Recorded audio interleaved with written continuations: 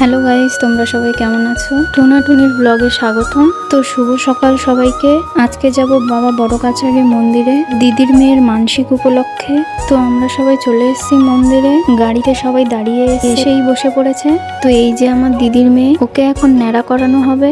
ও তো ভীষণ ভয় পাচ্ছিল। তো এখান থেকেই সবাই পুজোর ডালা নিয়ে নিয়েছিল। তারপর বেরিয়ে গেছিলাম মন্দিরের দিকে। রাস্তার দুই পাশে বিভিন্ন ধরনের দোকান আছে। এখানে মেলা বসলে তো আরো প্রচুর দোকান বসে, কিন্তু আমরা গেছিলাম একদম ফাঁকা সময়। দোকানগুলো তখন ঠিকঠাক করে খুলিনি। এখানে বিভিন্ন ধরনের দোকান আছে, ঠাকুরের পুজোর জিনিসপত্র থেকে শুরু করে ছবি সহ সবকিছু। তো এটা হচ্ছে আমার আরেকটা দিদি, দেখে মনেই হয় না ও আমার দিদি, সবাই দেখলে বলবে আমার বোন। তারপর আমরা চলে গেছিলাম ঘাটে। এখানে দিদির মেয়েকে স্নান করিয়ে সাজানো হবে। এখান থেকে জল নিয়ে বাবার মাথায় ঢালা হবে। আর এটা হচ্ছে ঘাট, এখান থেকে ঘটে করে জল নিয়ে যেতে হয়। সবাই এখান থেকে জল ভরে নিচ্ছিল। তো আজকের মতন এইটুকুই, দেখা হবে পরের পার্টে। আজকের মতন টাটা।